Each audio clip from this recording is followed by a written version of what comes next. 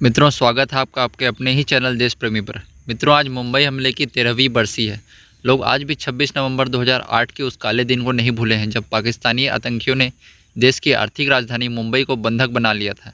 इतना ही नहीं, इस आतंकी हमले का दोष हिंदुओं के सर पर डालने की भी पूरी तैयारी हो गई थी, लेकिन मुंबई पुलिस इंस्पेक्टर संजय गोविलकर के सूझबूझ ने इसे विफल कर दिया था। कैसे किया, हम आगे आपको बताते हैं। उनके कारण ही पाकिस्तानी आतंकवादी मोहम्मद अजमल आमिर कसाब जिंदा पकड़ा गया था।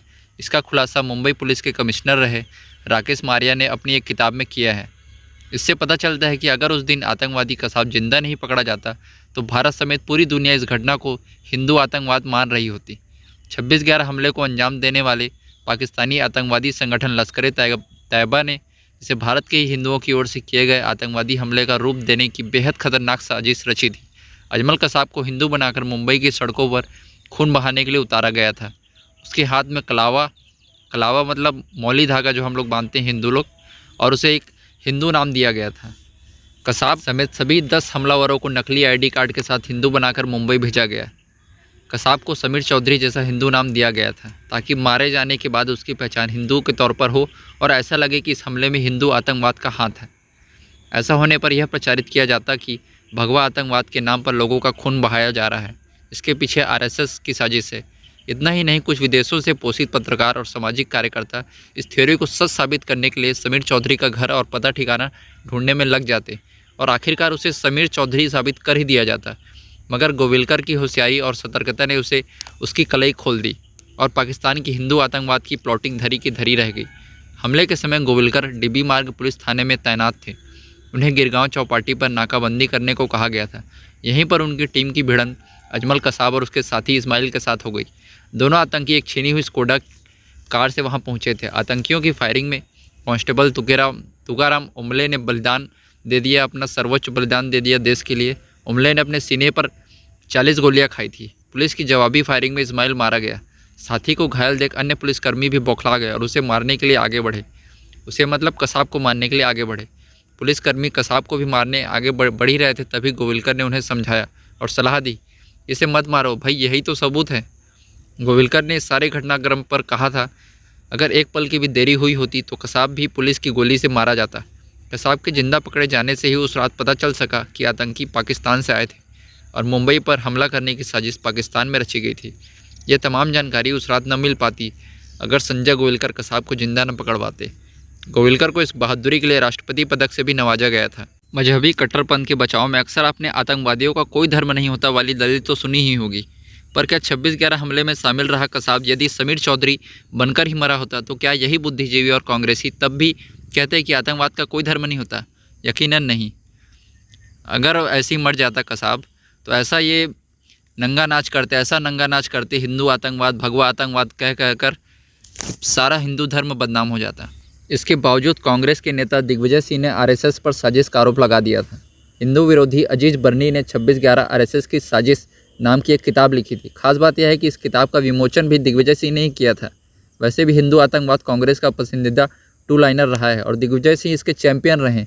वह कई बार हिंदू आतंकवाद की थ्योरी प्लान करने की नाकाम कोशिश भी कर चुके हैं। 26/11 हमले के बाद कांग्रेस के दिग्विजय सिंह और बॉलीवुड के महेश भट्ट के विचार आपको मैं सुनाता हूं। पहले उसको सुनिए, फिर मैं आगे बात करता हूं।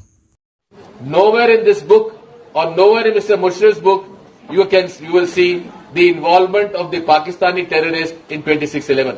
जहां चारों तरफ झूठ ही झूठ फैला हो, उसमें सच बोलने वाले को क्रांतिकारी कहकर पुकारा जाता है। इसलिए मुझे लगता है कि बर्नी साहब ने क्रांति से कम कोई काम नहीं किया, मुशर्रफ साहब ने भी तो किया है, तो बहुत बहुत मुबारकबाद। अब मैं इन दोनों महापुरुषों के बारे में कुछ आपको जानकारी दे देता हूँ। दिग्विजय सिंह मध्य प्रदेश कांग्रेस के बहुत बड़े नेता हैं। जब बाटला हाउस एनकाउंटर हुआ था और उसमें 2 आतंकवादी मारे गए थे, तब दिग्विजय सिंह ने उस एनकाउंटर को फेक बताया था। और इसके विपरीत जब ओसामा बिन लादेन को अमेरिका ने पेल दिया था और समुद्र में ले जाकर फेंक दिया था तो इनको बड़ा दर्द हुआ था। इन्होंने इस बात का खंडन किया था कि ये बेचारा आतंकवादी मरा है तो उसको उसके धर्म के अनुसार दफनाया जाना चाहिए था। दिग्विजय सिंह वही दिग्विजय सिंह हैं जिनका आए दिन ऑडियो या वीडियो कुछ ना कुछ लीक होता रहता है। इन्होंने राज्यसभा की टीवी एंकर अमृता राय से शादी की थी। अमृता राय और दिग्विजय सिंह की एज में लगभग 24-25 साल का डिफरेंस है। जी हाँ, आपने सही सुना, 1-2 साल नहीं, 4-5 साल नहीं, 10-20 साल नहीं, 24-25 साल का दोनों के एज में डिफरेंस है। और रही बात महेश भट्ट की, महेश भट्ट वही महेश भट्ट है जिसने अपनी बेटी के साथ लिप किस करते हुए एक मैगजीन के कवर पेज पर अपनी फ़ोटो दी थी। साथ ही अपनी बेटी के लिए ऐसा कहा था कि अगर वो मेरी बेटी नहीं होती तो मैं उसे अपनी वाइफ बना लेता। बॉलीवुड के भाईजान ने कैसे 26/11 हमले के बाद पाकिस्तान की सरकार को क्लीन चिट दे दी थी अपने साइड से, वो भी जरा आप सुनिए। हमले में पाक सरकार को इस इंटरव्यू के दौरान क्लीन चिट दे दी थी। Everybody knew that the government is not behind it. They just knew that it was a terrorist attack, and more than anything, our security failed. And we've had these attacks, a lot of them here, and they've not been from Pakistan. They've been from within as well. But this time, because Taj, the Oberoi, was under attack, so everybody just stood up. I mean, we've had bomb blasts earlier. We've had in trains. We've had blasts in. अब 26/11 के समय एक पत्रकार की पत्रकारिता सुनिएगा, बड़े ही ध्यान से सुनिएगा आप लोग। And Vishnu, I've been talking to some people inside the hotel. I managed to make a phone call to somebody who's staying on the 19th floor. He has confirmed to me that a grenade explosion has taken place within the hotel in the last 15 minutes. In the last 15 minutes. Remember, there was firing here 30 minutes ago. We are not clear on the number of terrorists who are still inside. We are told that there are 3 to 4. We are also told by our sources that at least 5 Israeli citizens have been taken hostage. The 19th floor on which my source is staying is a floor on which the terrorists are active. They are setting off grenades inside the hotel. But as we just told you, the Rapid Action Force, there are 3 kinds of deployment here. The Rapid Action Force, the NSG commandos and the military commandos, they've just been reinforced here, and we are told that they will be entering this hotel at any point. Let me just step back and तो सुना आप लोगों ने कैसे national television पर एक एक चीज़ की जानकारी दी जा रही थी कि 19th फ्लोर पर कौन फंसा हुआ है, कितने इजरायली लोग कहाँ फंसे हुए हैं, रैपिड एक्शन फोर्स कब आई है, एनएसजी कमांडो कहाँ पहुँच गई है, एक एक चीज़ की जानकारी नेशनल टेलीविज़न पर दिखाई जा रही थी। तो दोस्तों धन्यवाद, शुक्रिया मुझे सुनने के लिए, और आगे भी ऐसे खबरें सुनते रहने के लिए चैनल को तुरंत के तुरंत आप लोग सब्सक्राइब कर लें।